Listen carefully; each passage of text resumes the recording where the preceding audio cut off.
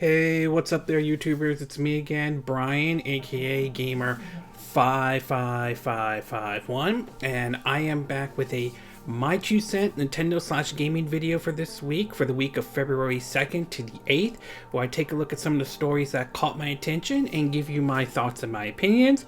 I hope you guys enjoyed the Super Bowl that came out this week between the 49ers and the Kansas City Chiefs. Unfortunately, my team didn't make it into the Super Bowl this year. I'm a Philadelphia Eagles fan, but I would definitely supported the 49ers. Unfortunately, they didn't win. The Kansas City Chiefs did. That made my dad happy because, well, he's a fan of Andy Reid, who did coach the Philadelphia Eagles as well. And I will say, as far as the halftime show goes, it certainly was probably the best one we've seen in a long time. And as far as commercials, I have to say, obviously the Doritos ones was good. And the Jeep one with Bill Murray in it was kind of neat, as they did sort of basically a take on like Groundhog Day, much like what Macaulay Culkin did with the whole Google Assistant with Home Alone and all. I'm kind of surprised Bill Murray did this, because I've heard stories ranging from that's very hard to contact him, to him having issues with the late Harold Ramis during the filming of Groundhog Day and all that stuff. So kind of surprised to see that. But either way, those are probably my favorite commercials, and as always, I hope you guys enjoyed the Super Bowl and all that, if you watched the Super Bowl indeed. Before we get started with our 5 videos, which are 5 subjects to be exact, which basically covers the whole controversy with Warcraft 3, which obviously Blizzard's making more controversies. Some good news and bad news in terms of delays, ranging from one for the Switch and one that also it's kind of a mixed bag in terms of that one, including the big one from Platinum regarding the wonderful 101 and all that. Before we get started, we'll do a quick rundown on the quick My 2 Cent part. We'll start off with the first one, and this has to do with Saints Row 4, which now apparently it is been confirmed that Saints Row 4 is coming to the Nintendo Switch. I believe it's March 29th. I'll have to double check on that to be exact, and I'm certainly pleased with this. Hopefully lessons were learned from Saints Row 3. Hopefully this time the game this time they have the patch ready, and the game functions and works the minute you pop it into your system and all. And I do hope this opens the door to perhaps, I would like Agents of Mayhem to come to the Nintendo Switch. I don't think that game was terrible or anything like that, but it certainly didn't do too well. To hopefully we hear about Saints Row 5, and if Saints Row 5 does happen, again, I'd love to see that come to the Nintendo Switch. We also learned that Nintendo will be adding a subscription pass or a subscription service to their mobile game Fire Emblem Heroes, which, yeah, I can see why not everybody would be happy with that, though. I certainly think Fire Emblem Heroes is certainly one of the better mobile games out there, but adding another subscription service to the free-to-play game, you can see why not everybody likes why mobile games have a very bad reputation and so forth. We also learned that the Pokemon developers, Game Freak, have now relocated to a new Tokyo office near the same area where Nintendo is, and while that may not mean anything or anything like that, it does kind of give the impression to a certain degree that Nintendo could be maybe buying Game Freak and all that stuff. Now again, that may not happen at all. That could be just a coincidence and all that stuff, but it does certainly give that kind of impression. And last but not least, NVIDIA basically launched their GeForce Now and has finally come out of beta. This is basically somewhat of a streaming service, a little bit different than what Google's doing with Stadia. Here, basically, you can connect your Steam, Epic Game Store, and you could play games off your, like, not only your PC, but your Android phone, and even your Mac, for crying out loud, through like a streaming service. Right now, they offer a free version where you get like 1 hour of using it, and then you have to go back, log out, and then you're done with that hour. Then you have to go to like log back in again to like a $4.99 a month for at least 6 hours, including the adding of ray tracing and all that stuff. What Google's doing is kind of interesting, and it is certainly one I would definitely keep an eye out. I haven't made a decision yet on it, but it is something I am willing to try. And let me know what you guys think in the comments section, whether you think GeForce Now is worth it. Have you tried it out? Do you think it's good and all that stuff? Again, even though I'm more of a console gamer, I don't really have a PC. I have an iMac and so forth. So, but let me know what you think about the whole NVIDIA GeForce Now, and do you think this is the direction to go in terms of cloud stream or game streaming? And do you think this could put pressure on Microsoft with their upcoming Project X Cloud or so forth? Okay, with the My 2 Cent part out of the way, we'll get started with our first story, and this has to do with the whole controversy with Warcraft 3 Reforged. Now, as I mentioned earlier, I'm not really a PC gamer or anything like that, but we have seen cases like, but with Activision and Blizzard, though, they have pretty much drawn a lot of controversy, especially to longtime fans of the company, especially with the Warcraft series, and of course Diablo and so forth. We all remember what happened at BlizzCon, I think 2018, where basically they announced Diablo Immortal for ISO or at least for your phone and all that stuff, which didn't sit well with a lot of folks, including the infamous, what, you guys don't have any phones or anything like that? And then, of course, we saw what happened last year over the whole Blitzchung Hong Kong protest, which definitely did not exactly, well, let's just say not a lot of people were happy about Activision Blizzard's decision to even get into the point of getting politicians directly involved. Its whole situation had an impact on Activision Blizzard to the point where they had to cancel an Overwatch event at a Nintendo World Store. Though they don't say any reason, many people believe the whole Hong Kong protest thing certainly may have been a contributing factor. And well, we start off 2020 and somehow Activision Blizzard's pretty much pissed off a lot of people with Warcraft 3 Reforged, which was supposedly going to be a remastered version of the classic PC game, but not everybody seems to be happy with it.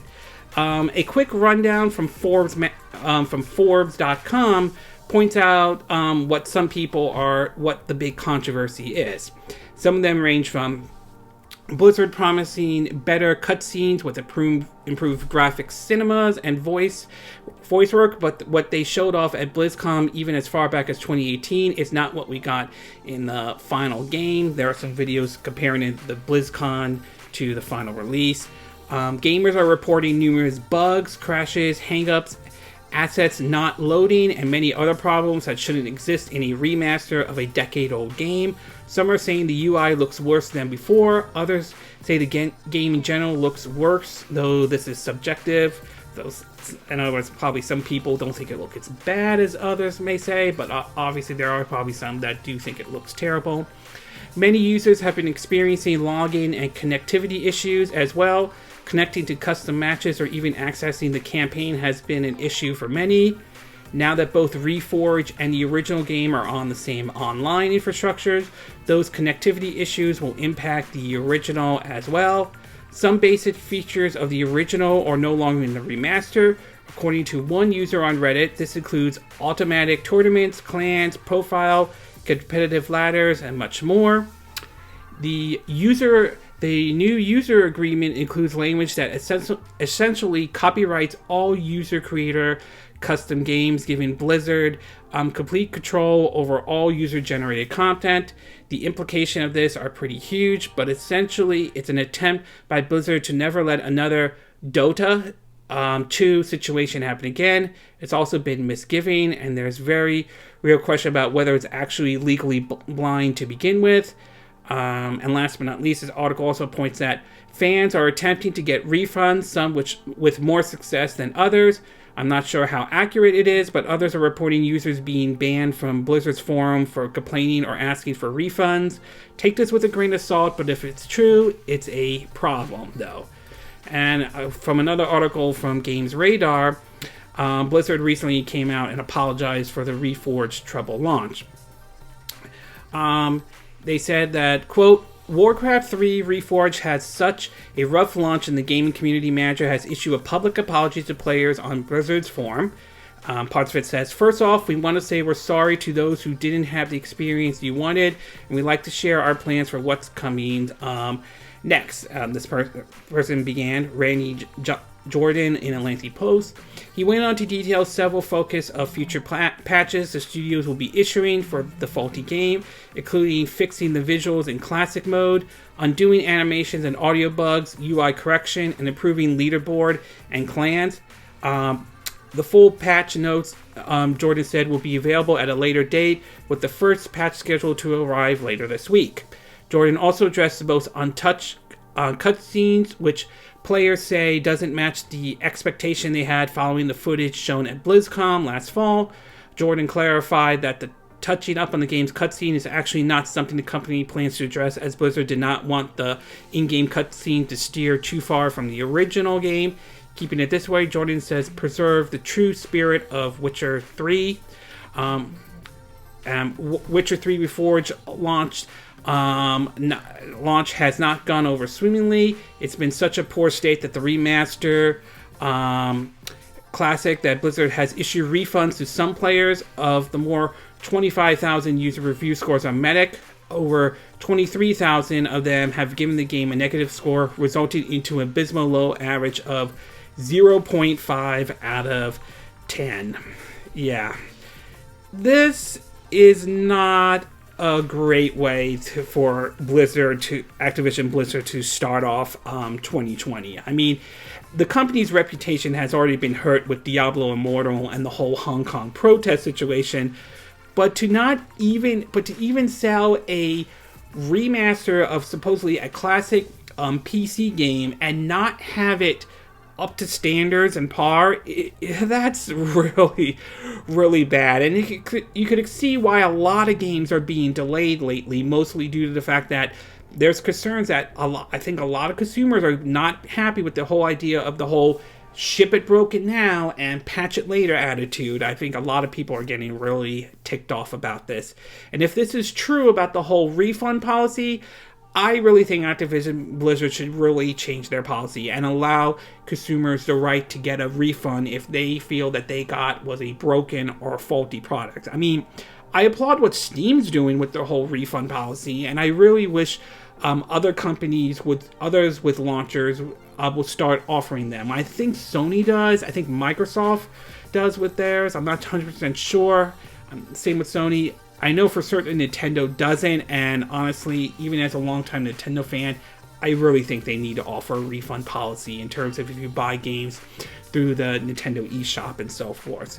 But yeah, this is not good. This is definitely not good. So my overall take of it is that, yeah, Activision Blizzard did not start 2020 in a great start. I mean, the fact that they even botched up a classic PC game like this is rather, that is very, very disgraceful. Hopefully they could fix what the problem is, and I really think that those who do want a refund, I think they should, if this report is saying it's true about the refund situation, I do hope they give those who want that refund, they give them that refund.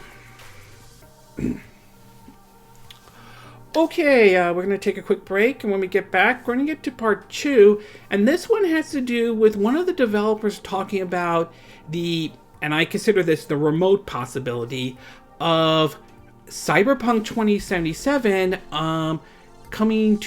possibly coming to the Nintendo Switch. So we'll take a quick break, and we will be right back.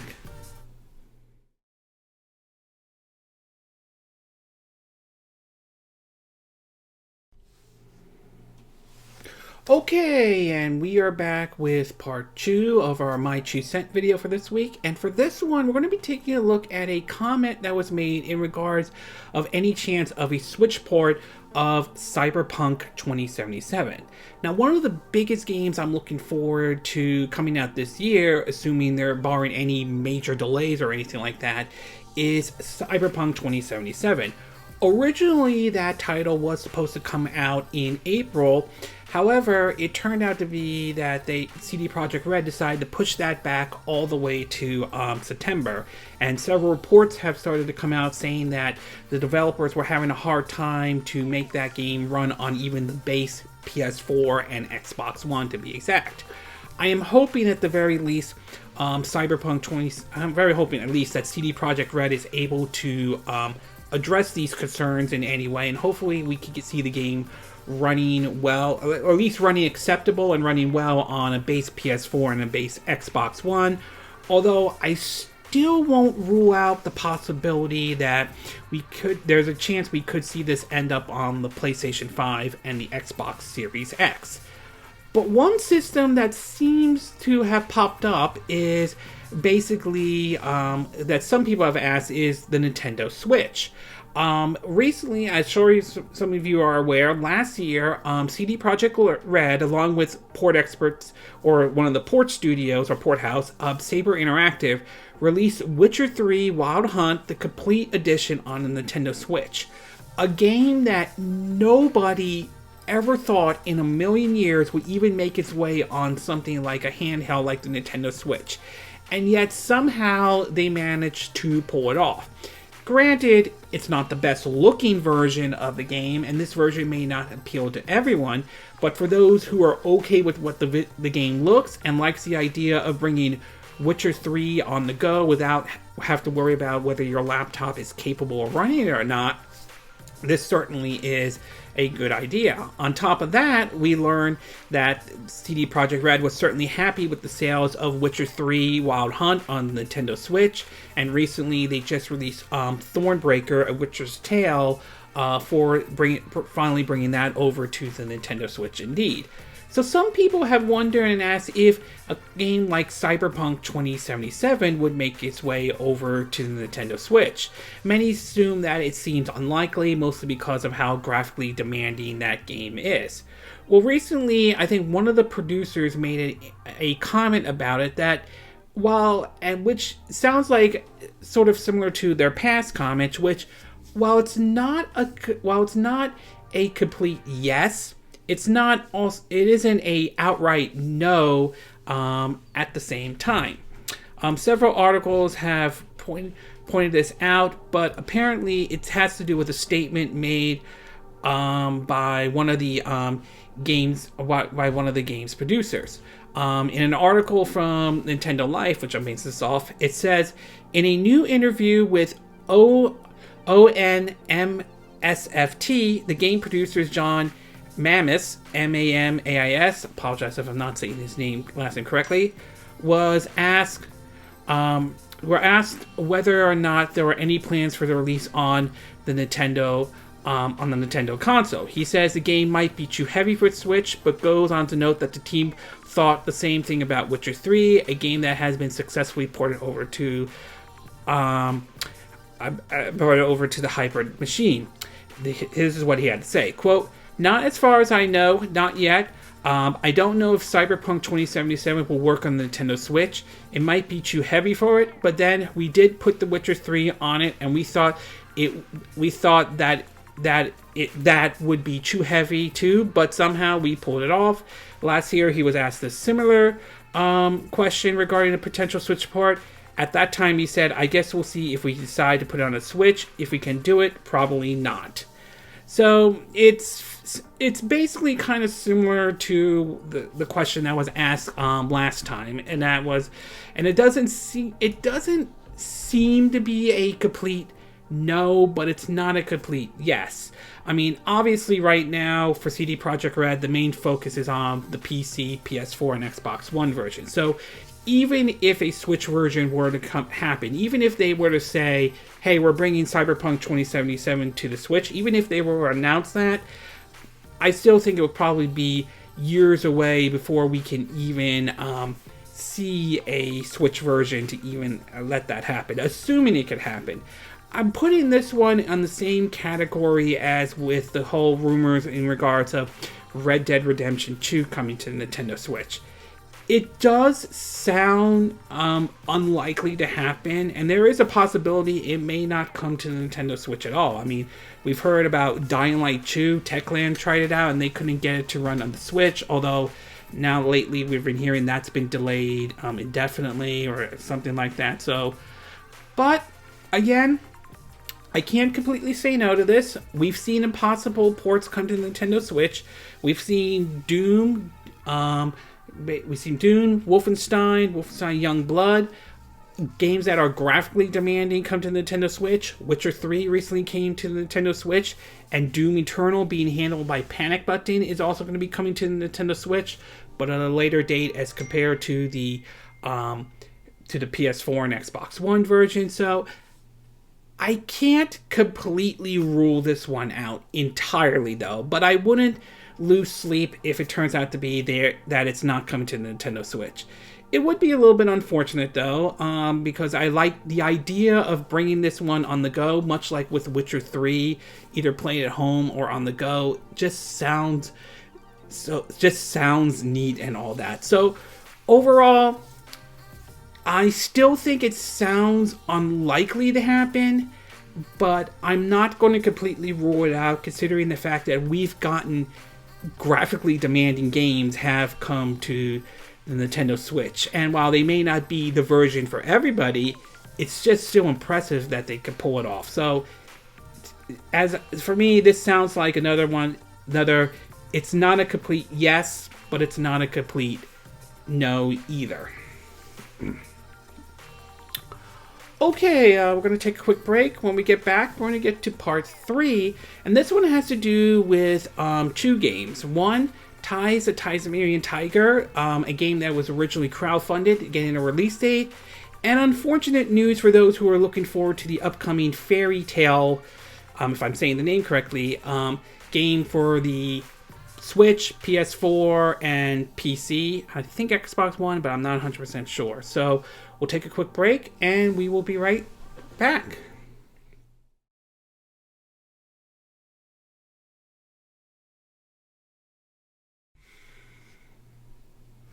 Okay, and we are back with part 3 of our My 2 Cent video, and for this one, we're going to be taking a look at 2 games that supposedly, one that we now have a release date is, and one that unfortunately got a delay. Now, both of these games are, one is based off the manga Fairy Tale, and the other one is Ty the Tasmanian Tiger, if I'm saying the name correctly, though. Now, for those who are not familiar with that game, this was a game that was released back during the GameCube, PS2, and the original Xbox era, back in like the early 2000s and so forth. I never got a chance to play any of those games and all that stuff, but there were those who did like those games. And a while back, recently the original developers got the rights back to their game and recently put up a Kickstarter. And well, it turns out to be the Kickstarter was a success, though, and when they originally announced it for the Nintendo Switch, and of course they also added PS4 and Xbox One support.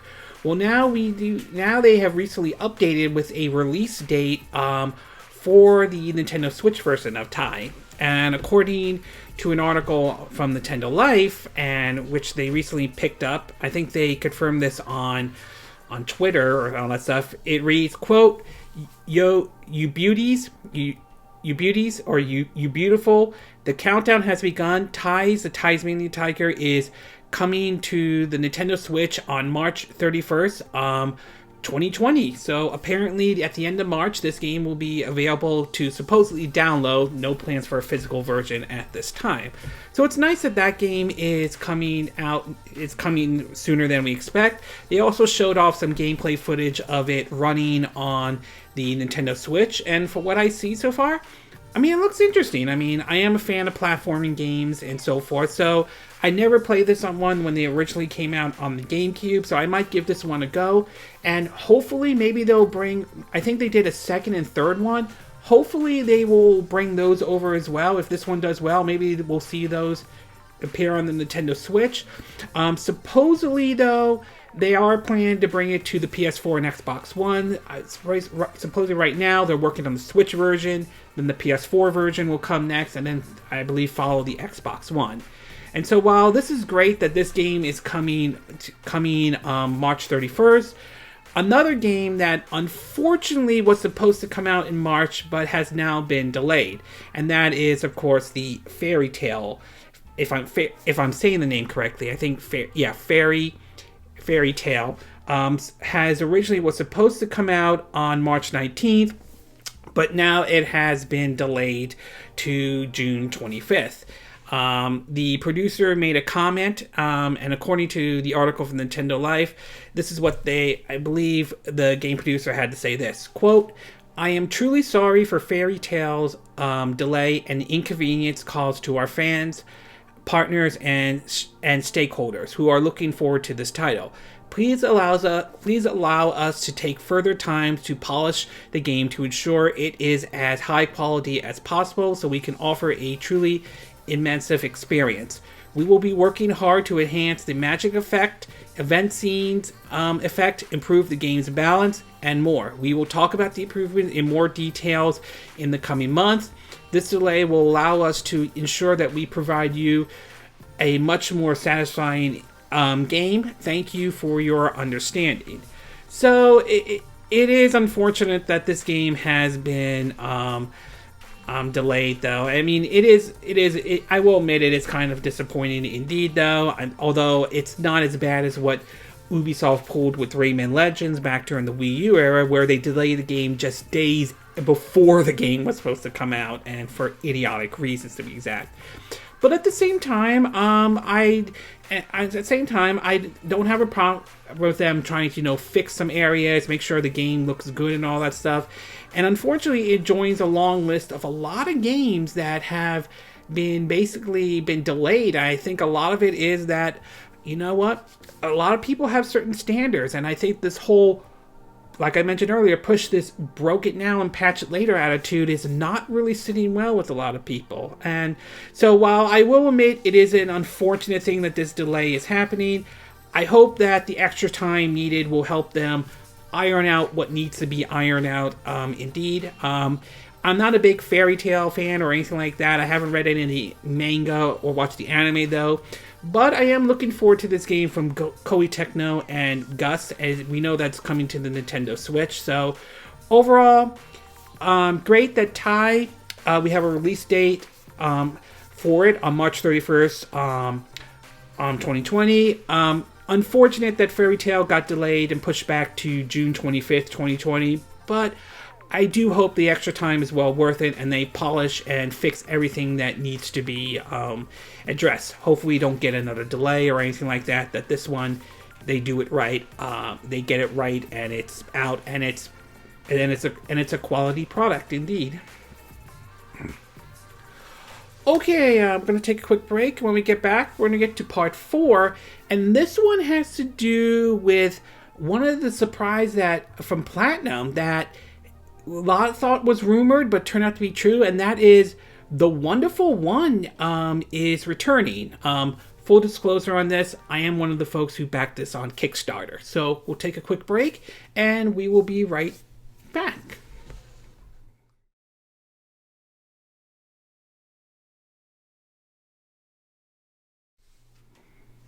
Okay, and we are back with part 4 of our My 2 Cent video for this week. And for this one, we're going to be talking about Platinum, specifically The Wonderful 101, which has apparently been a success on Kickstarter so far. Now, before I begin talking about Wonderful 101 on Kickstarter and all that stuff, I do want to give a full disclosure right out of the gate, and that is I am one of the folks who did back the Kickstarter project. And any opinion I have about this situation is my opinion and my opinion alone. I am not being paid, sponsored, or endorsed by either Platinum or Kickstarter or anyone. I'm giving my thoughts and my opinion about this situation, even though I backed this project with my own money. So now, one of the hidden gems back during the Wii U era was basically a game called The Wonderful 101. It was kind of, for me, it was kind of like a mixture of one part Beautiful Joe, one part Power Rangers, and one part Pikmin in a way, though. And it's sort of one of the few games that actually utilize the Wii U gamepad. However, as enjoyable as that game was, it had a bit of a learning curve, specifically when it came to like drawing the designs and all that stuff. And that could be a little tricky for some people out there. I mean, I'm not a great drawer and anything like that.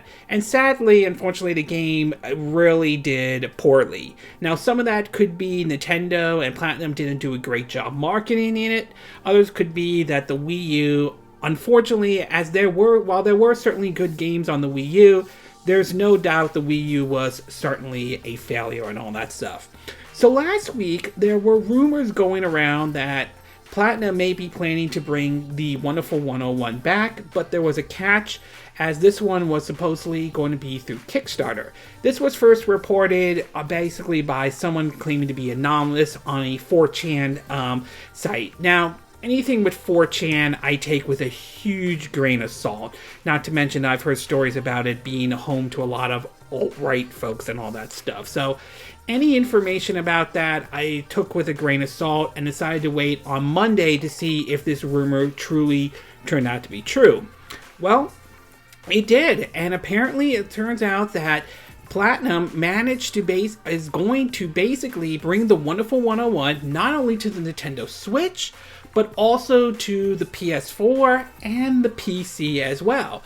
And this kind of raised certain questions about basically why, like, this is interesting, why Nintendo would do something like this. I mean, very similar to what we saw with the Damien X Machina, which is now coming to the PC, although many point to the game probably didn't do well on the Switch, not to mention Marvelous's stupid reason to file copyright strikes against people on YouTube, which, let's be honest, that was basically free advertisement, and they kind of, well, effed it up big time, though.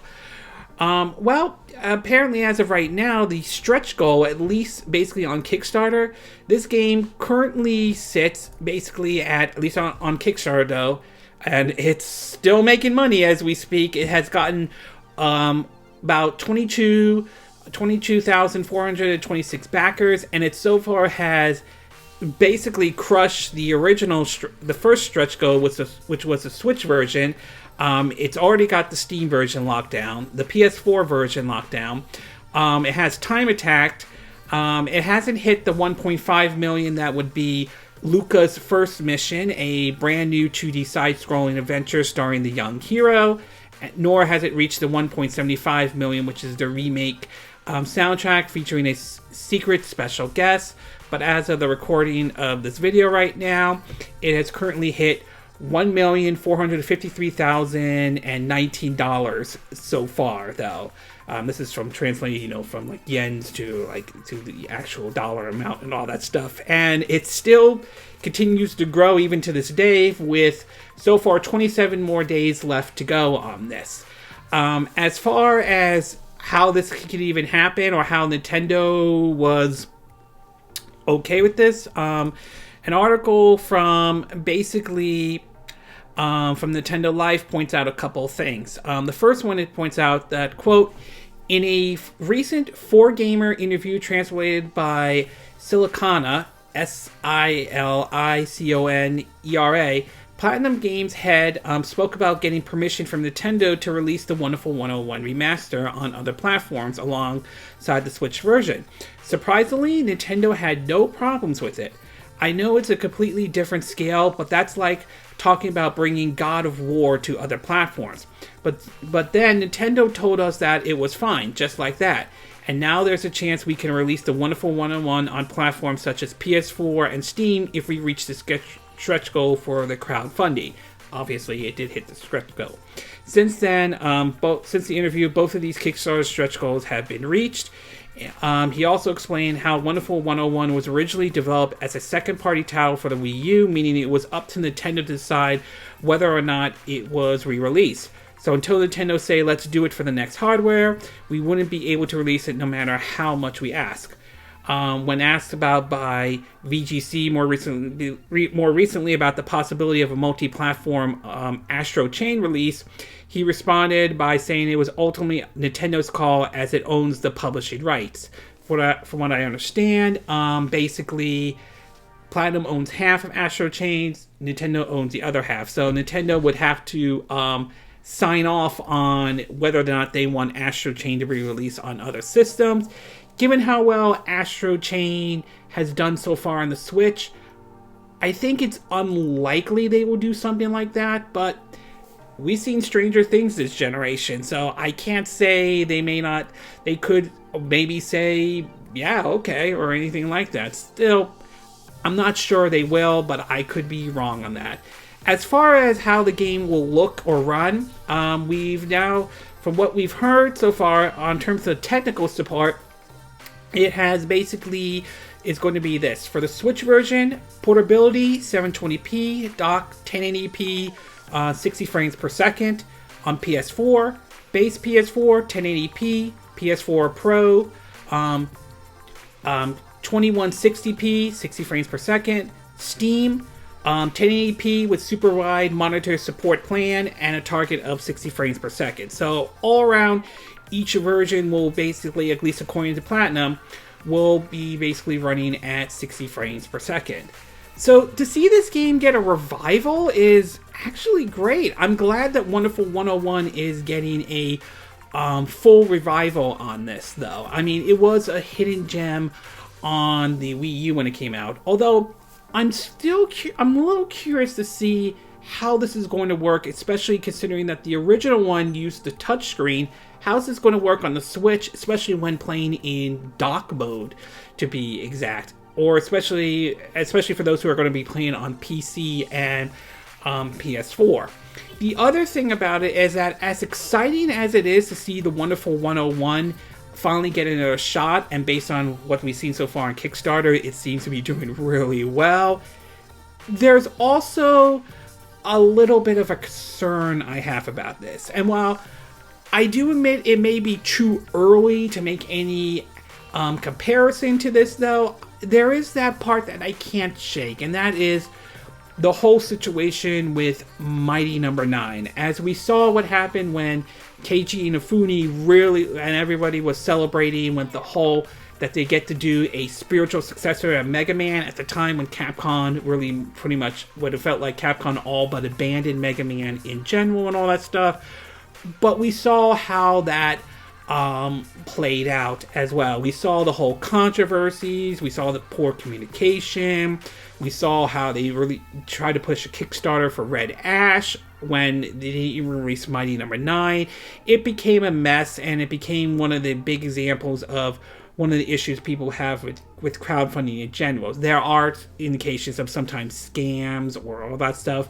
Although many believe that this wasn't a scam, some believe that this was maybe basically putting the horse before the carriage kind of a situation, to be exact.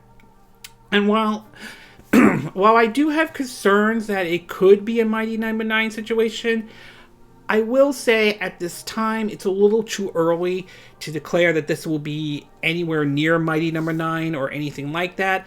Let alone if this will be another Bloodstained Ritual of the Night Switch situation where, although the Switch version isn't bad or anything like that, when the Switch version of Bloodstained launched, it was, for some, it was buggy, messy, and we later learned that they did not focus heavily on the Switch version. It wasn't until they learned how the Switch version sold actually better than what they thought that they were like, oh shit, we basically want to put some updates on the Switch version. Indeed, they realized they kind of screwed that up. They should have made it as a priority as much as they did with the other versions as well. So yes, I'm concerned about this. I do have some concerns about it. There are many people who might not back it because of the whole scams and atrocity we've seen with crowdfunding, though. But at the same time, given Platinum's record in terms of producing quality titles and so forth, outside of maybe a couple like say Ninja Turtles Mutants in Manhattan or The Legend of Korra or anything like that, or even Star Fox Zero, which I felt the motion controls really ruined that game a lot, though. Platinum does have a history of producing quality, good titles, so I do have a little bit more faith with them on this one. One thing to also point out is that this was part of basically the Platinum 4, basically Platinum's take on the Capcom 5 that was released, that Capcom did back in the early 2000s, where they had 5 exclusives that were coming mostly to the Nintendo GameCube. Some of those turned out to be, Beautiful Joe and so forth. So, and this was one of the games. As far as what the other games from Platinum 4 it could be, who knows? If you're asking my honest opinion, I hope it's either a remake or a sequel to Mad World, or maybe a remake of, say, Infinite Space that was released on the Nintendo DS that definitely had a bit of a learning curve to a lot of people out there, or it could be something brand new, to be exact. But one game that doesn't sound like it's part of the Platinum 4 is the infamous Scalebound. This was a game that was supposedly developed by Platinum and being published by Microsoft, but there were certainly issues and all that stuff, and eventually they canceled the game. There was a rumor last year about the possibility of it coming to the Nintendo Switch, but it seems as though that rumor got shot down recently in terms of a recent comment made by, at least a recent article by Nintendo Enthusiast. It reads that, quote, "Yesterday was a great day to be a fan of Platinum games. First, the developer teased some upcoming projects. Then the company announced a Kickstarter for the wonderful 101. It's amassed a great sum of money very quickly, and it's still amassing money as we speak. What about the other 3 venues that make up the Platinum 4? Fans looking for Platinum to revive the failed Xbox One exclusive Scalebound as one possible option had their hearts broken today." Speaking with Eurogamer Portugal, Platinum's head dashed players' hopes with the following message regarding Scalebound, saying, quote, "Again, it's a good question, but this was an intellectual property that belonged 100% to Microsoft. Whatever happened with this project, we can't do anything with it unless Microsoft leaves us. But it's a game that we fall in love with and love. If the opportunity arises, it's something we would love to return to." So, unfortunately, it doesn't sound like Scalebound is one of the Platinum 4, though. And it seems as though that one, they have to get the okay from Microsoft and all that stuff. So, in other words, it doesn't sound like there are any plans to bring that one back or anything like that. That said, though, like I said, we've seen stranger things before. I mean, hell, Microsoft allowed Cuphead to come to the Nintendo Switch. Ori and the Blind Forest is on the Nintendo Switch, and there are rumors that we could see Halo coming to the Nintendo Switch. So it's possible Microsoft could be, okay, revive this and pull what Nintendo told Platinum in regards of the wonderful 101, or it could be the kind of situation with Astro Chain where they may, at this time at least, may not bring the game over or let it stay dead or something like that. So really is a bummer on at least on the Scalebound part at least for this time. But my overall take with this is that, yes, I have some concerns with this Kickstarter could be a Mighty Number 9 situation, but like I said earlier, it's too early to tell if it even will turn into that. I'm glad that there are people out there that want to see this game happen. Hopefully we'll get our hands on it soon. I would love to see how it plays on the Nintendo Switch, and especially how they handle the drawings as well. And I'm very curious, with this being one of the Platinum 4, I'm very curious to see what basically the other 3 Platinum games do. And I'm not to mention, if with this becoming a success, does this mean that other developers will be pulling something similar to what Platinum is doing? So we'll have to wait and see in that one. But overall, great. The game is doing well on Kickstarter right now. Hopefully it becomes a better success this time around when the game finally comes out on the PS4, Switch, and Steam.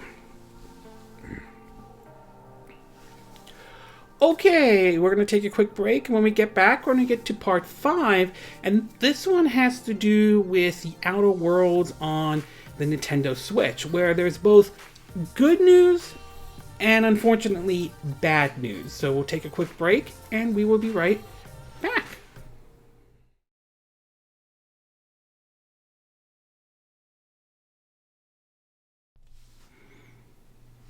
Okay, and we are back with part 5, our final part of our My 2 Cent video. And for this one, I'm going to be talking about the Outer Worlds, specifically the Switch version, where we have not only some screenshots, but we have kind of like mixed news on this one, both good and bad. Now, last year, one of my favorite games from last year, though, was The Outer Worlds. This was a game that was developed not only by the original Fallout team, but also those who worked on Fallout New Vegas, which a lot of people really like indeed, to be exact. And to me, it was definitely one of my favorite games of 2019. I love the story, the combat of the game was fun, and everything, so it was definitely an overall fun experience indeed. And I was certainly happy to hear last year when the game was also announced that it was coming to the Nintendo Switch as well, by the way of Virtuos, that has handled several ports of games before, such as games like the Final Fantasy X and X2 and Final Fantasy 12, not to mention LA Noire as well, and Starlink Battle for Atlas. And also, it was certainly nice to hear that they were developing it, although we would have to wait a little bit longer considering that it wasn't going to be out on the same time as the PS4, Xbox One, and the PC version was. So earlier we did saw basically a release date for the game, but we also got the bad news of those who wanted a physical version, as it turned out to be originally it was going to be one of those games where it's an empty box with a piece of paper and with a download code on it, which at the time I'm not a really big fan on that approach at all, and I decided that if I was going to get it, I was going to just buy it off the Nintendo eShop and just take that approach and all. And then earlier this week we saw basically was the first screenshots of the game supposedly, and while it's certainly, there's probably going to be some areas where the game's not going to look as good as what is on the PS4, Xbox One, and PC. Based on those screenshots alone, it looks good. I mean, it looks well and all that stuff. I'm very curious to see some gameplay footage of it running on the Switch and how well the game has run.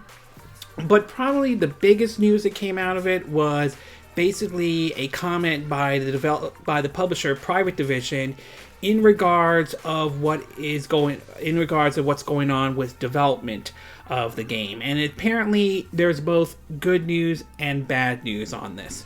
From an article on Nintendo Life magazine, it reads that, quote, after already failing to release alongside the other versions of the game in October last year, the Outer Worlds for Switch has now been delayed due to the coronavirus outbreak. Apologize for not saying that name correctly. And for those who are not familiar, that's the virus that seems to be that so far there's been several deaths on that one, and it's been an outbreak that's been happening in China and other parts of Asia.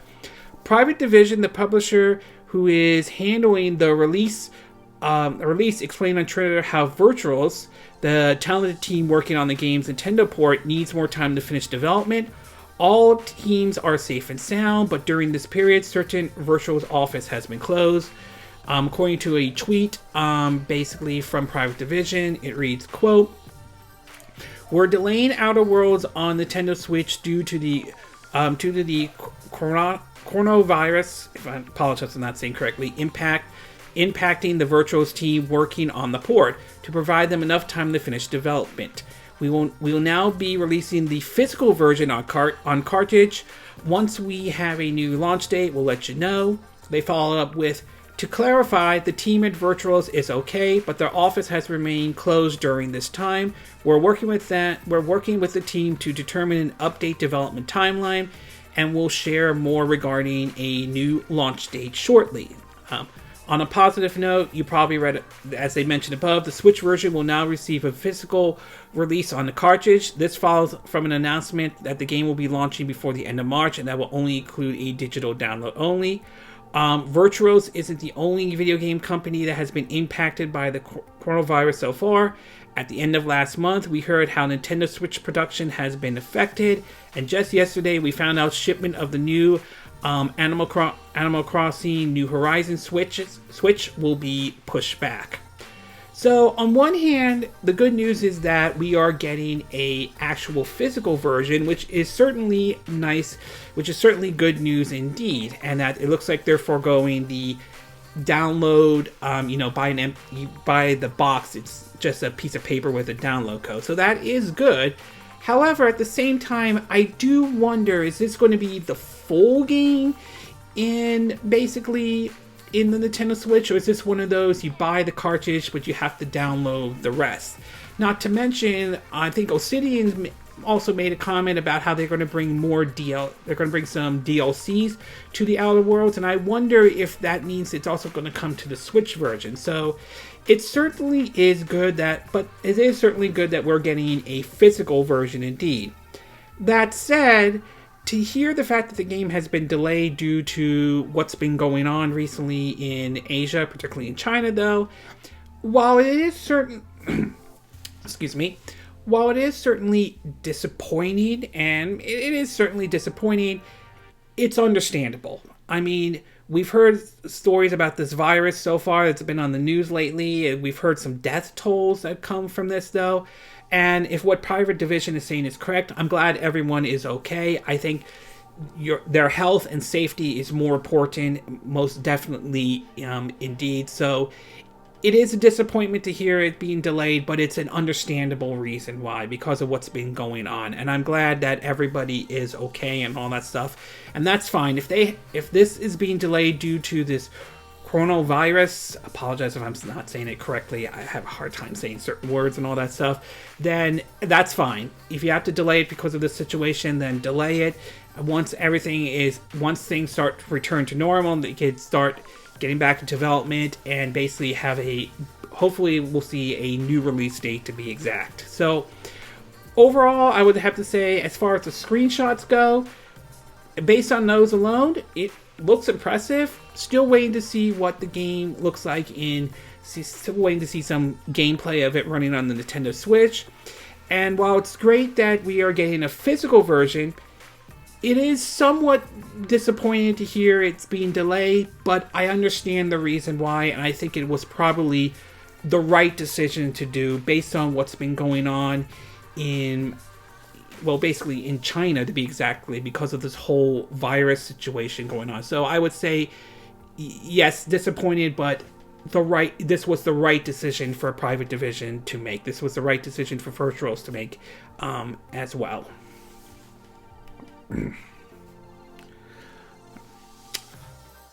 Okay, this concludes this My 2 Cent video for this week. And again, these are my opinion. What are yours? What are your thoughts about the whole situation with Warcraft Reforged, though?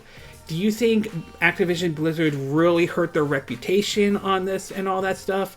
Do you think they could bounce back from this in any way? And do you think Blizzard fans have a right to be angry for the way Warcraft 3 Reforged was handled?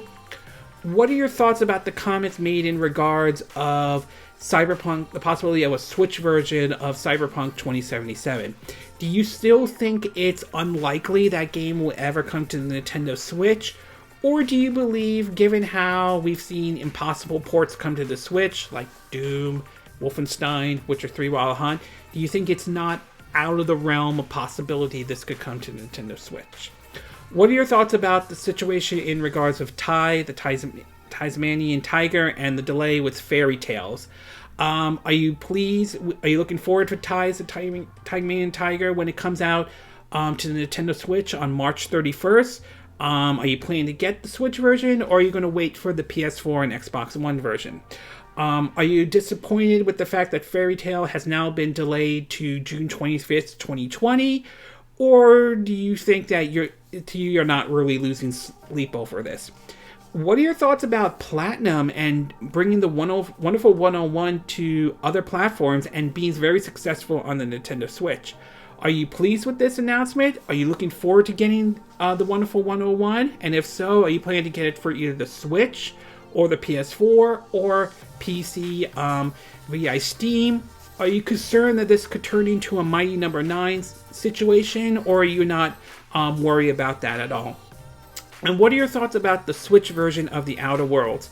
based on the screenshots that have come out so far, are you impressed with what you're seeing so far, or you're not impressed at all? Are you happy with the fact that they are doing a physical version? Has that changed your opinion about in terms of picking up the Switch version at all? And are you disappointed with the delay, the fact the game has been delayed due to what's been going on with the whole virus situation, the promo virus? Again, I apologize if I'm not saying it correctly. And do you think it was the right decision for Virtuals and Private Division to halt development due to the situation with the whole coronavirus? Do you agree with what I said in this video? Do you disagree? Do you have a difference of opinion? As always, sound off on the comment section below. Let me know what you think. And if you like this video, I hope you hit the like button. And I hope you do subscribe to my YouTube channel. If you do, make sure you hit the bell icon for notifications of any new videos I put up. Also, feel free to share this video if you want to. And feel free to donate to my channel if you like. You could do it through PayPal me or Patreon. Links will be in the description of this video. And I will see you again next time when I do another video. Hopefully that will be soon. Until then, from Southern California, I wish you all a good day then. Bye!